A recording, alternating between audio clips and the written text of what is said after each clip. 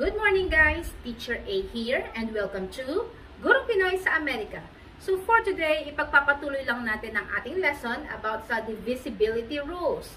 But today, ang ating pag-aaralan ay divisibility rules for 3, 6, and 9. So paano pa malalaman kung ang isang number ay pwedeng i-divide na sakto ang magiging sagot sa 3, sa 6, and sa 9? So simulan na natin. Divisibility rule for number 3, kapag ang sum ng mga digits, sabihin kapag inad mo yung digit ng given, ito ay pwedeng i-divide sa 3, therefore, ang number na yun ay divisible by 3.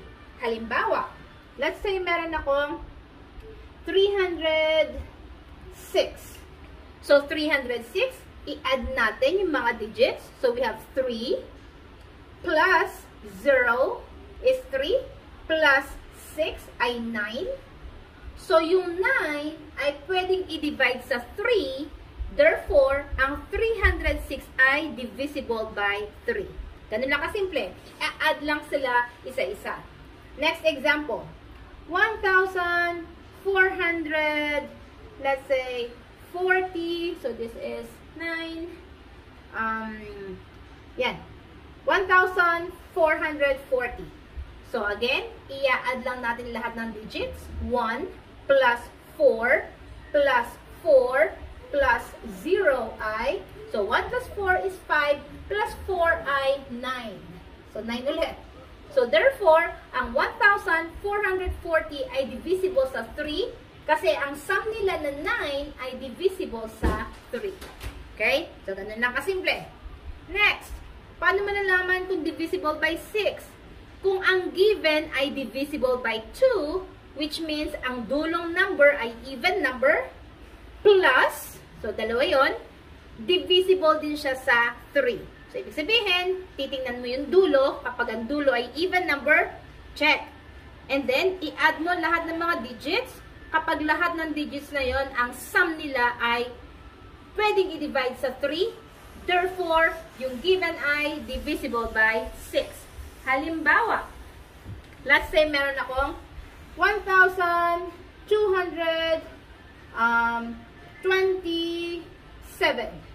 Ay, ba't ba may tama? 1,227. Check natin. First, 7. Ang 7 ay odd number. Hindi siya even. Therefore, automatically, hindi siya divisible by 6. Ano ba maganda na example? 2,088. Check natin. So, 8, even number siya. So, 1 check. Divisible siya sa 2. Divisible by 2. I-check natin kung divisible siya by 3 by adding all the digits. So, 2 plus 0 plus 8 plus 8. So, 2 plus 0 ay 2 plus 8 ay 10 plus 8 ay 18. At yung 18 ay pwedeng i-divide sa 3. So, si 2,088 ay divisible by 2 at divisible din siya by 3. Therefore, divisible siya by 6. Okay? So, dapat ma-meet niya yung dalawang conditions na even number ang dulo at ang sum ay pwedeng i-divide sa 3. Next, paano naman ang divisibility by 9? Para lang din siyang si divisibility by 3. Kailangan i-add yung mga numbers and then kapag ang sum nila ay pwedeng i-divide sa 9, therefore, it is divisible by 9. Halimbawa, 621. Divisible ba siya sa 9? Check natin. So, add natin ang mga numbers. 6 plus 2 plus 1. So, 6 plus 2 ay 8 plus 1 ay 9. Ang 9 ay pwedeng i-divide sa 9. Therefore, si 621 ay divisible by 9. Next, let's say meron akong 1,692. Divisible ba ito by 9? At ulit natin. 1 plus 6 plus 9 plus 2. So, we have here 1 plus 6 ay 7, plus 9 ay 16, plus 2 ay 18. So, si 18 ba ay pwedeng i-divide by 9? Yes. So, therefore, ang 1,692 ay divisible by 9. So, ganun lang kasimple. So, si 3 tsaka si 6, pareho ng rules. Kailangan i-add lahat ng digits. Kapag ang sum ay divisible by 3, so divisible by 3 yung mismong number. Kapag ang sum ay divisible by 9, therefore, yung number na yon ay divisible by 9. Kay 6, dalawang conditions. Dapat divisible siya sa 2, which means ang dulong number ay even number. 2, 4, 6, 8 at 0. Second condition, dapat divisible siya kay 3. Babalikan na naman dito na kailangang i-add mo lahat ng digits at dapat ang sum ay divisible by 3. Okay? So, sagutan na natin ang inyong learning tasks 1, 2, 3, 4 sa inyong module. Okay? Let's start with learning task number 1. Okay, learning task number 1, actually, hindi talaga siya sasagutan. I-observe niyo lang kasi pinapakita lang dito sa inyo kung paano ba malalaman kung divisible by 3, by 6, and by 9 ang given na number. So, sabi, observe the following divisibility rules in the examples. So, number 1 is 27 divisible by 3. Ang sagot sa module nyo, yes, because the sum of its digit is divisible by 3. Kasi, again, ang divisibility by 3, kailangan i-add yung mga numbers. So, 2 and 7. So, 2 plus 7 is equal to 9. At yung 9 ay pwedeng i-divide kay 3. That's why, 27 is divisible by 3. Okay? So, inuulit lang doon yung rules. Next, number 2. Is 144 divisible by 6?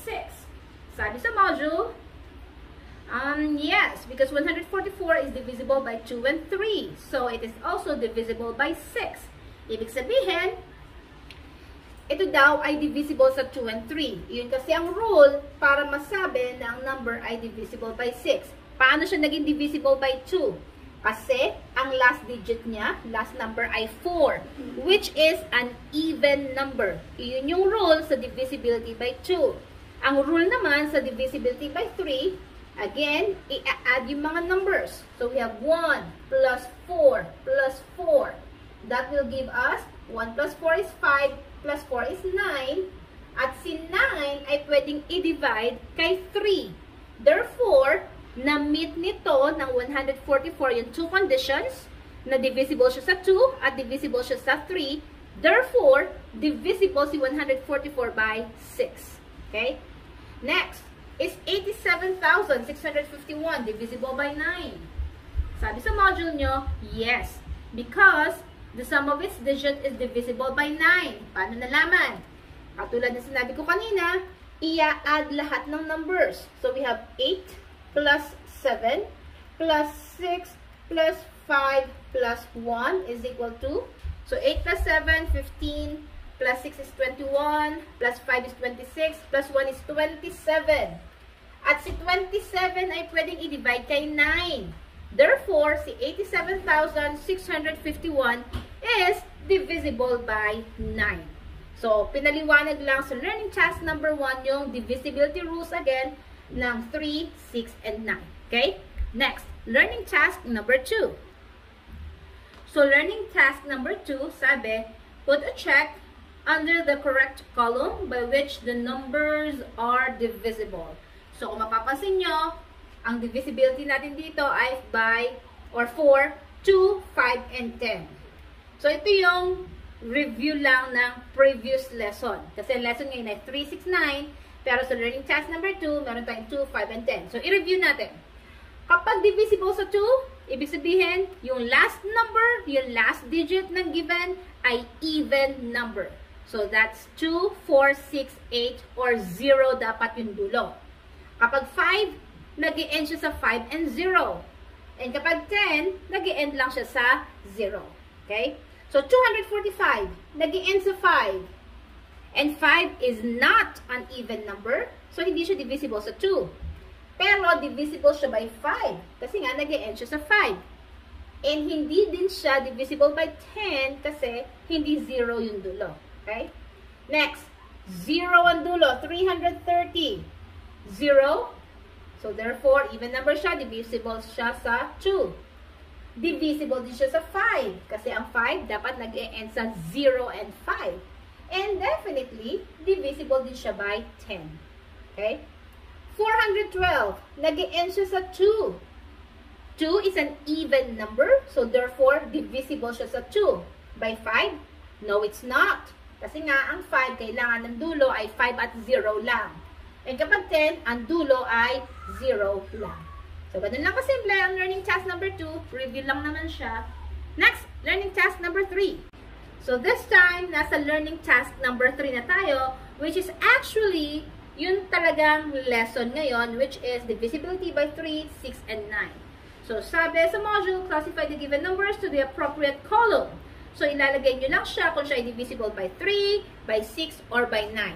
So, since maliit ang board ko, i-identify na lang natin siya. Kayo na lang ang maglagay sa sarili niyang column, sa appropriate column niya. Okay?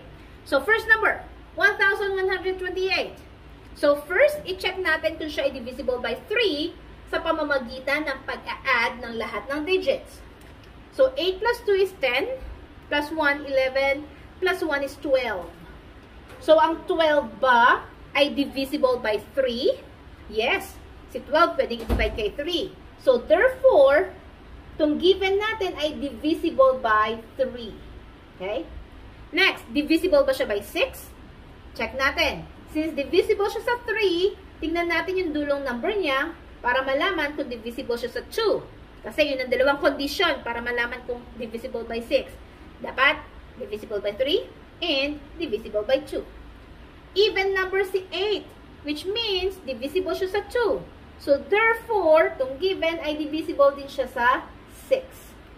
Now, divisible ba by 9? No. Kasi ang 12, hindi pwedeng i-divide sa 9. Okay? So, yung number 1 given, dalawa. Divisible by 3, divisible by 6. Okay? Next, 5,228.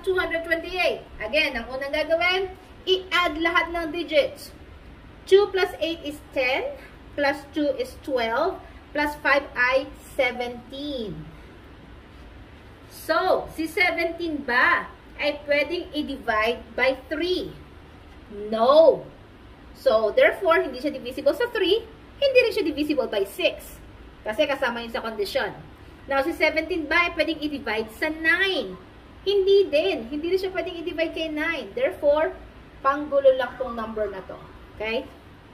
Next, 1,124. 1 plus 1 ay 2, plus 2 ay 4, plus 4 ay 8. So, si 8 ba ay divisible by 3? Hindi. So, kung hindi siya divisible by 3, automatic, hindi rin siya divisible by 6. Divisible ba to by 9? Hindi din. So, therefore, panggulo na naman tong number na to. Next, 2,088. So, again, gagawin, i-add lahat ng digits. 2 plus 0 is 2, plus 8 ay 10, plus 8 ay 18. So, si 18 ba ay divisible sa 3? Pwede ba siyang i-divide by 3? Yes. So, therefore, this divisible to by 3. Next, divisible ba siya by 6?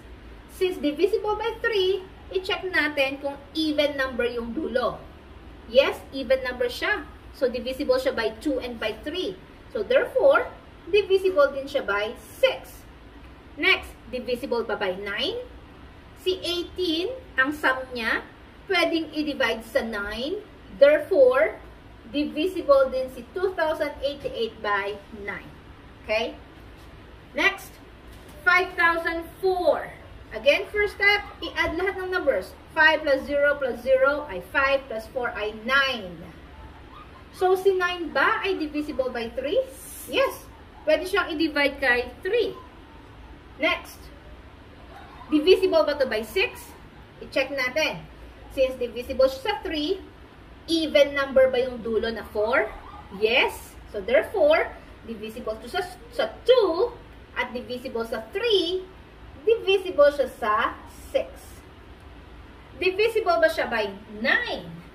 Si 9 ba pwedeng i-divide kay 9? Yes. So, therefore, divisible din to by 9. Okay? Next, 1,700. 250. 1 plus 7 is 8 plus 5 is 13. So, si 13 ba ay divisible by 3? Hindi. So, therefore, hindi rin siya divisible by 6. Si 13 ba pwedeng i-divide kay 9? Hindi din. So, therefore, panggulo lang to. Okay? Next, 2,235. So, 2 plus 2 ay 4, plus 3 ay 7, plus 5 ay 12. So, si 12 ba ay pwedeng i-divide kay 3? Yes. So, therefore, divisible to by 3. Now, divisible ba siya sa 6? Tingnan ang dulong number. Ang dulo ay 5. Even number ba to? No. Odd number ang 5. So, hindi siya divisible sa 2. Hindi rin siya divisible sa 6. Now, divisible ba to by 9? Ang 12 ba pwedeng i-divide kay 9? Hindi. So, therefore, itong 2,235 ay divisible lang sa 3. Next, 6,625. Add ulit natin. 6 plus 6 ay 12, plus 7 ay 19. So, si 19 ba pwedeng i-divide sa 3? Hindi.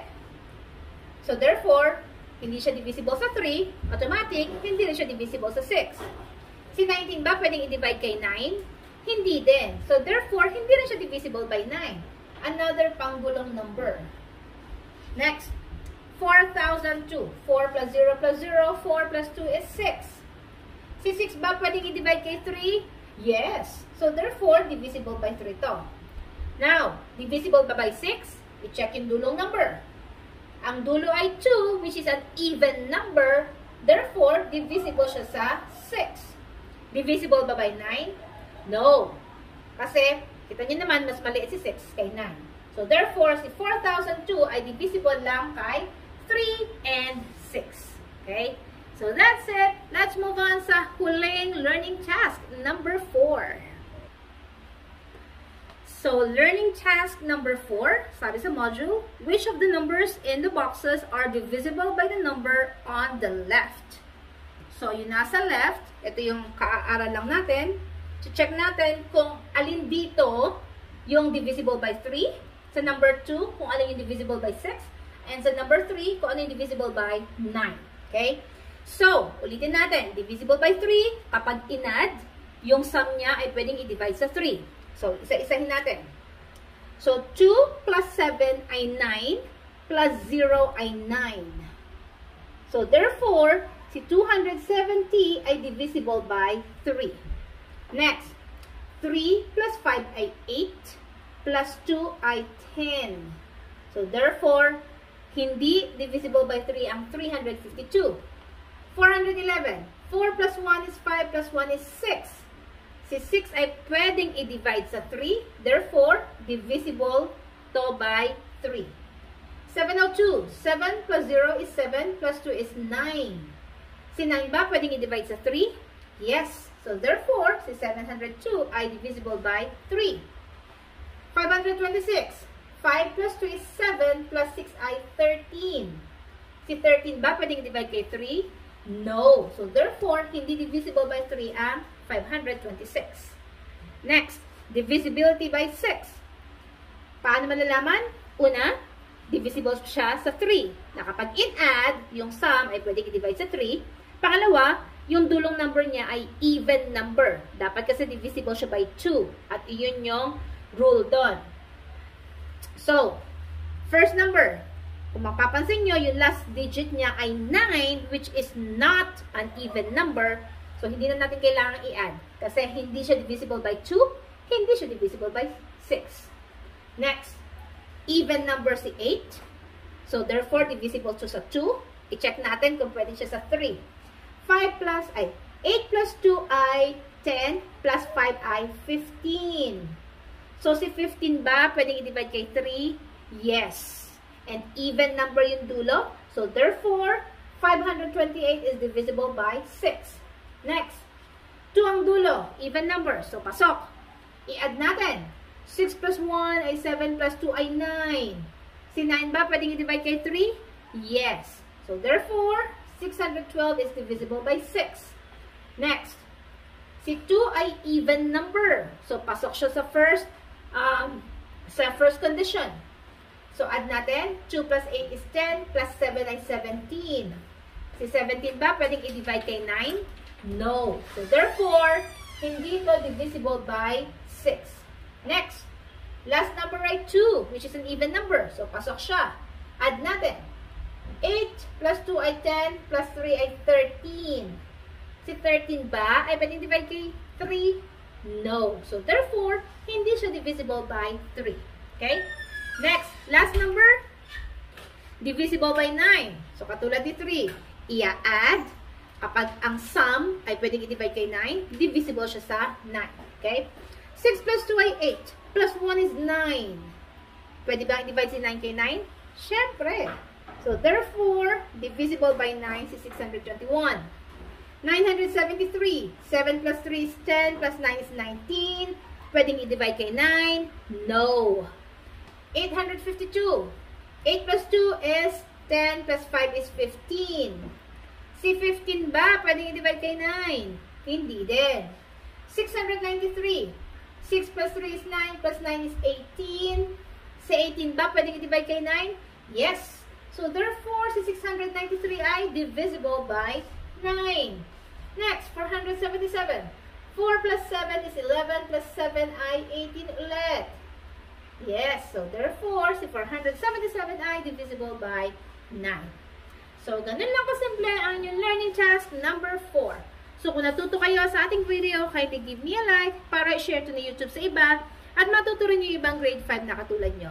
And please, don't forget to subscribe sa aking channel para mas baybayan nyo yung mga susunod ko pang mga video lessons. And pwede kayo mag-request, i-PM nyo lang ako. Okay? So, that's it. See you on my next video. Paalam!